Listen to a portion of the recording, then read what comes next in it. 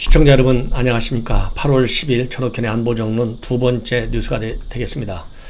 검찰 관련 뉴스 여러분께 다시 한번 분석해 드리겠습니다. 이번에는요 사실상 이제 지난 7일날 있었던 검찰 이 검사장급 고검장급 승진 인사에 이어서 이달 말경으로 예상되는 중간 간부급 인사가 지금 남아 있습니다. 그리고 검찰 조직 개편도 남아 있어요. 그래서 지금 현재 나오는 뉴스를 종합해 보면 이미 이번 검사장급 인사를 통해서 추미애가 윤석열 수족을 다 자르는 인사를 단행했다. 눈과 귀와 입을 전부 막았다. 이렇게 지금 평가를 받고 있는데요. 이것이 끝이 아니라 이것은 하나의 시작에 불과할 뿐이다.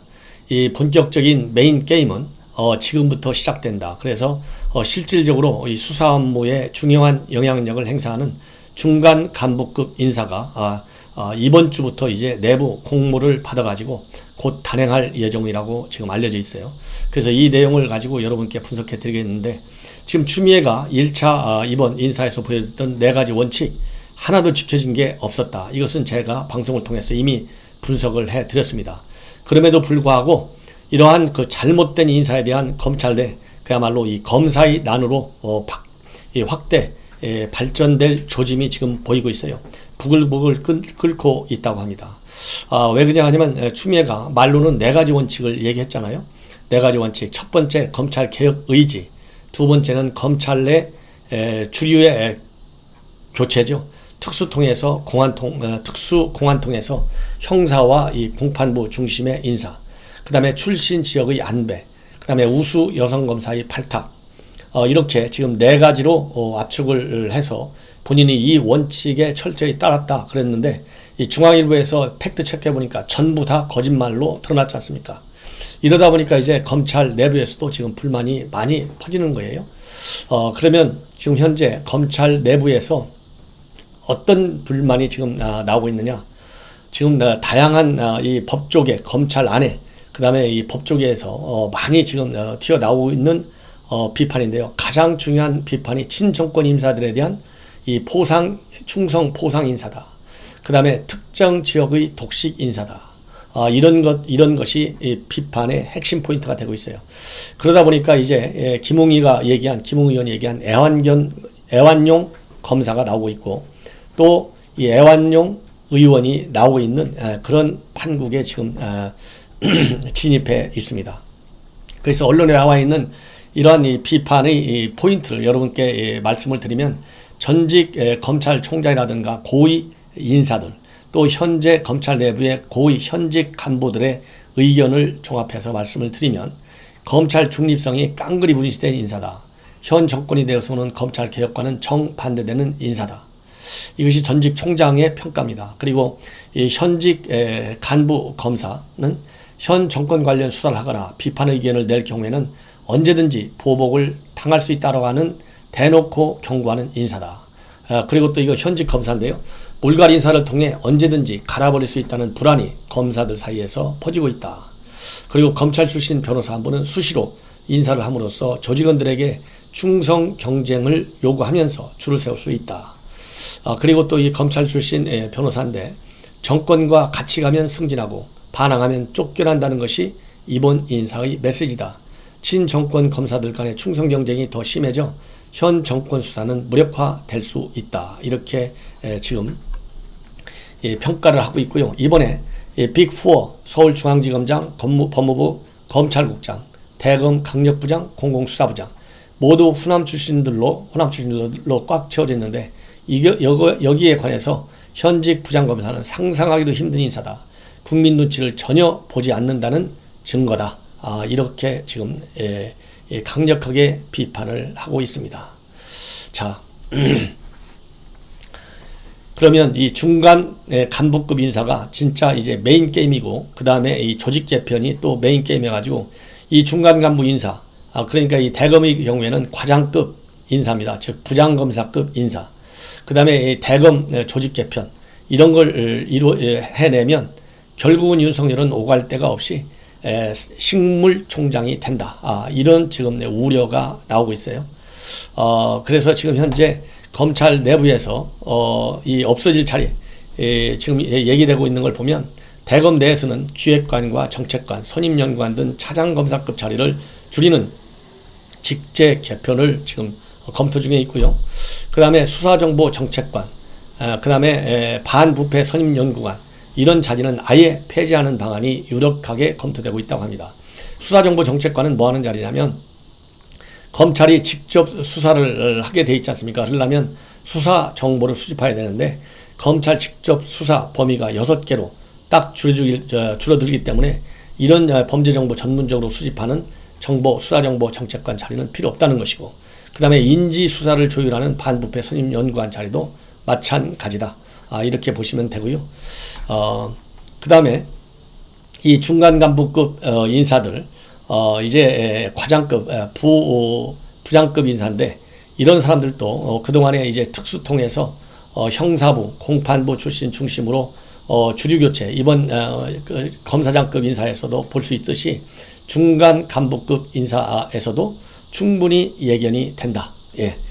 이런 지금 평가가 나오면서, 이렇게 되면 결국 고위 검사들도 추미애 라인, 중간 간부들도 추미애 라인으로 꽉 차게 될 것이다. 매우 우려스럽다. 이런 얘기가 나오고 있어요.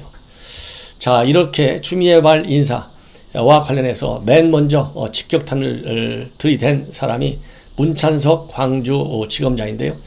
연거푸 요즘 아주 강하게 이 반박 비판하고 있어요. 지난 8일날 검찰 내부망에 올려서 비판하고, 9일날은 일부 언론과의 인터뷰를 통해서 강력히 비판하고 나섰어요. 그런데 바로 오늘 또 이 검찰 내부망에 두 번째 글을 올려서 강하게 비판하고 있습니다.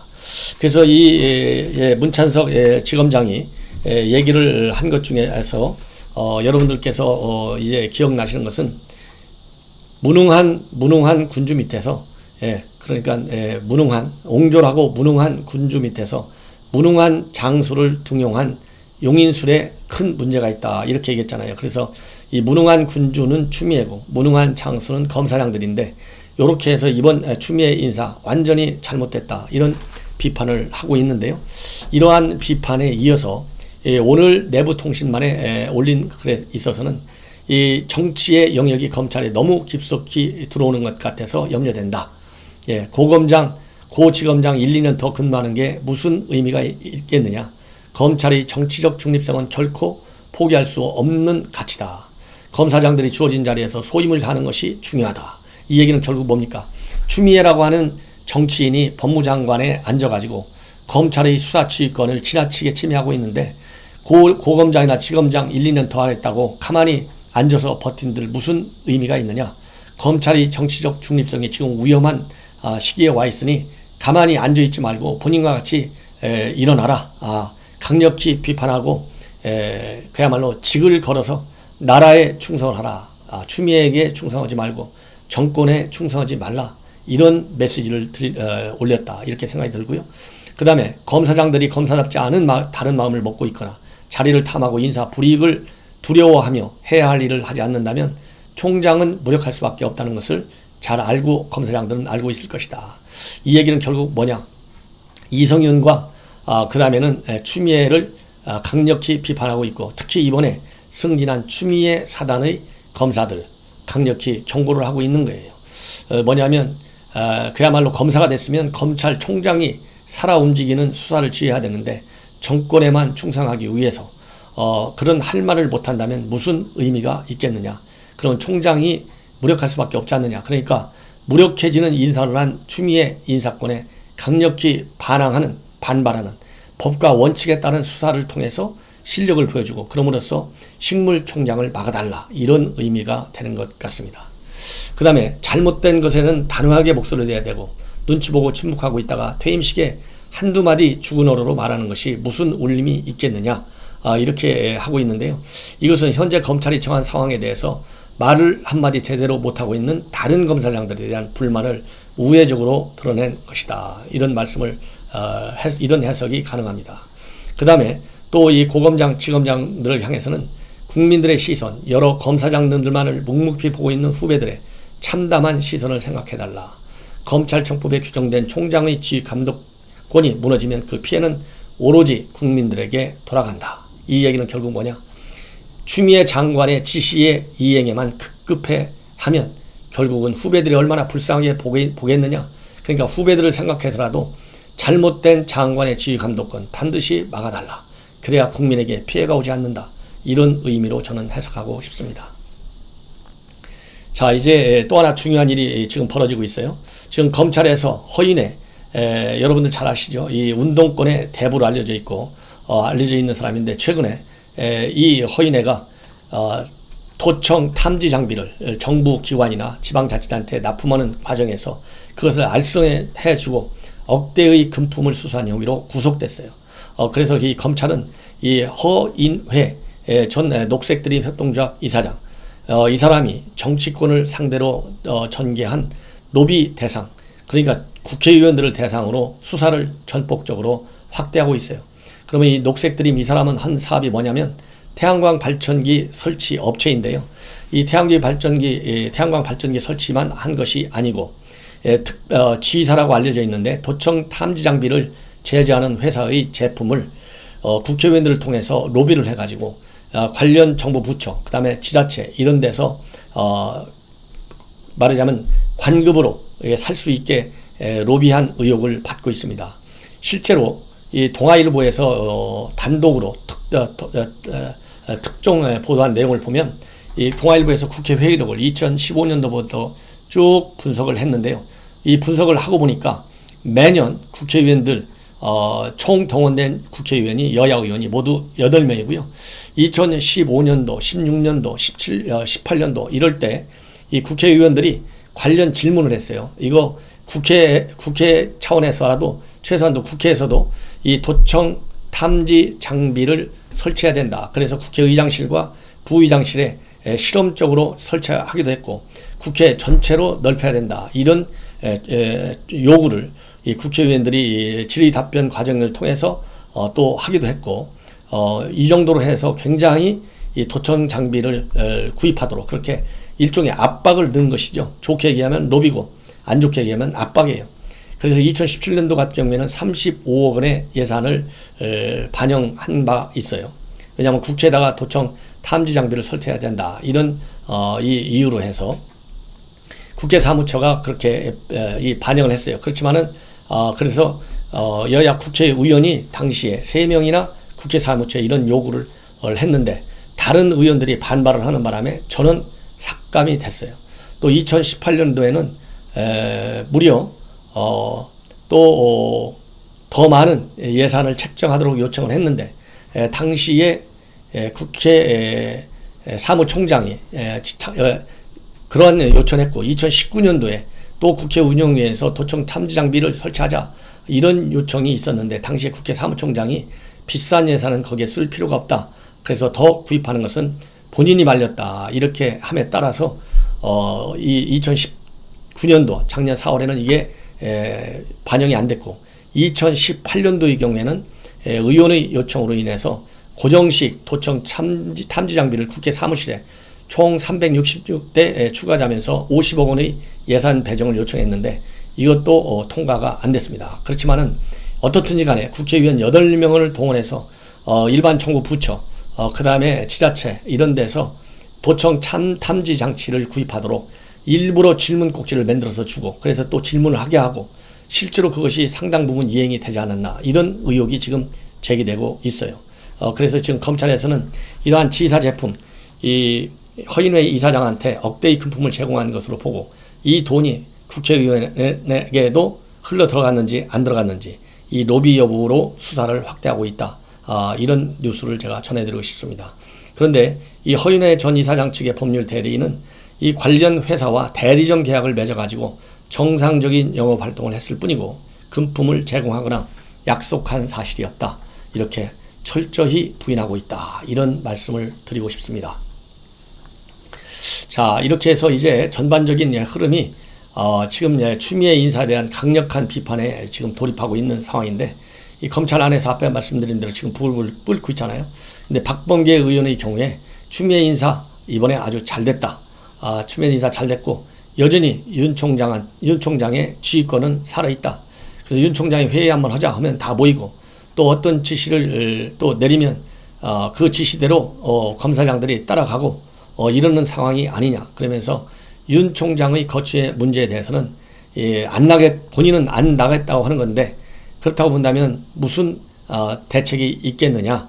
무슨 대책이 있겠느냐. 그래서 대통령도 윤 총장이 나갈 생각이 없는데 대통령도 윤 총장한테 나가시오라고 할 수 없는 상황이고, 나갈 생각이 없는 사람 가지고 자꾸 나가라고 하면 방법이 어떻게 가능하냐, 이렇게 반문을 하고 있어요. 이 얘기는 결국 뭐냐, 그렇게 쉽지 않고 윤 총장을 몰아내려고 하면 할수록 그만큼 파급 영향이 더 클 것이다. 이런 얘기를 하면서 이제 우회적으로, 제가 보기에는 이제 여당 안에서도 피로도가 좀 쌓이는 것 같아요. 윤석열 총장 몰아내려는 작전 좀 피로도가 쌓이는 것 같아요. 그래서 인사와 조직 개편을 이렇게 몰고 가는 것이 아니냐, 이런 판단이 듭니다. 그리고 윤 총장 최근에 초임 검사들 앞에서 독재니 전체주의니 한 거, 아무리 맥락이 있다 하더라도 그 표현은 절대 쓸 수가 없는 잘못된 발언이다. 이렇게 강력하게 박범계 의원이 지금 비판하고 있습니다. 그리고 또 이문정, 여러분들 이문정 누군지 뭐 잘 아시죠? 조국이 제일 꼭 집었던 검사가 이문정인데, 문찬석 강력하게 간교한 검사라고 비판하고 나섰어요. 한동훈이 마찬가지입니다. 그 다음에 이원덕 수원지검 차장검사 전부 다 본인이 잘 될 거라고 생각을 했대요. 그래서 이거는 비꼬아서 하는 얘기예요. 뭐라고 했냐면, 페북에다가 어제 올린 글인데, 20년간 검찰에 근무하면서 저 사람 검사장 달겠구나 하는 확신을 한 검사가 딱 3명 있었다고 합니다. 누구누구냐? 문찬석, 이번에 지금 계속 추미애 인사에 반발하는 사람이죠. 그 다음에 한동훈, 그 다음에 이원석 수원고검 차장 3명을 이렇게 지칭을 해놨어요. 그러면서 뭐라고 비아냥하고 있느냐? 한나라 말 허자강이 조주를 두고 치세의 등신 난세의 간홍이라고 평한 것에 빗대가지고, 저 역시 이 3명의 선배들을 보면서 치세의 능능성한 검사, 난세의 간교한 검사가 될 것이라는 생각이 들 만큼 주어진 과제를 수행해 나가는 능력과 처신술이 빼어남이 있었다. 이 얘기는 뭡니까? 주어진 주제를 잘 수행한다. 이 얘기는 정권의 말을 잘 듣는 검사, 출세의 처신술이 아주 뛰어난 검사, 이런 3명을 지금 지적하고 있어요. 그럼으로써 이 우회적으로 윤석열과 한동훈, 그 다음에 문찬석, 이원석, 즉 윤석열 라인 모두에게 칼을 들이대고 있다. 이런 말씀을 드리고 싶습니다. 자, 이제 마지막으로 하나만 더 덧붙인다면, 이 진중권, 어제 말씀드린 대로 조국과 관련돼서 그리고 최근에 검찰 인사 관련해서 아주 날카로운 비평을 하고 있는데요. 왜 갑자기 정부 여당에서는 공수처에 그렇게 목을 매냐, 특히 문바들 왜 공수처에 그렇게 몸을 매냐, 이 개혁 검찰에서 플라잉 어택을 당하는 지금 판국 아니냐, 이러면서 친문 지지자들이 과연 목숨을 공수처에 거는 이유를 모르겠다, 이렇게 강력하게 반발을 하고 있어요. 뭐라고 얘기했느냐? 정치 엘리트들 사이에서 궁정함투의 룰을 정하는 문제일 뿐인데 왜 나라 전체가 시끄러워야 하느냐? 어차피 검찰 개혁은 비리 저지르는 범들에게나 좋지 우리 같은 개털들에게는 좋을 건 하나도 없는 것 아니냐? 대깨문, 여러분들 대깨문 아시죠? 문 대통령 지지하는 지지자들을 비하하는 표현이 대깨문입니다. 대깨문 여러분, 이건 정말 궁금해서 묻는 건데, 이 검찰이 추미애 라인으로 개혁되고, 개혁? 이거 이해가 안 간다는 얘기죠. 공수처가 출범하면 네 삶이 어떻게 달라지는지 얘기해봐라. 쟤들 삶이 좋아지는 건 확실히 알겠는데 니들 삶은 어떻게 좋아지는 거냐, 이렇게 묻고 있어요. 그러면서 이 라인 펀드 수사니 옵티머스 수사니 이런 거 수사 안 하면 우리 삶이 도대체 풍요로워지는 거냐. 한동훈 검사장도 개혁 검찰, 즉 정진용 형사 1부장이죠. 플라잉 어택을 당하는 판인데 우리 같은 민초들의 인권 따위야 말할 것도 없다. 권력 비리를 저질러도 수사 안 받을 권리, 검찰이 불러도 안 갈 권리, 조사받다가 몸 아프다고 조퇴할 권리, 행여 기소당해도 포토라인에 안 설 권리, 피의사실 공표 안 당할 권리, 재판받다가 약속 있다고 조퇴할 권리. 어차피 이런 권리는 우리 같은 서민은 누구 누릴 수 없는 것 아니냐. 그래서 현 정권의 실세들이 최근 조국 사태 이런 것과 관련해서 이루어지고 있는 이러한 재판을 받는, 수사를 받는 과정에서의 그야말로 살아있는 권력들의 이런 불법이라기보다도 정말 뭐라 그럴까요? 이 갑질 이 피의자들의 행태를 비꼬는 거예요.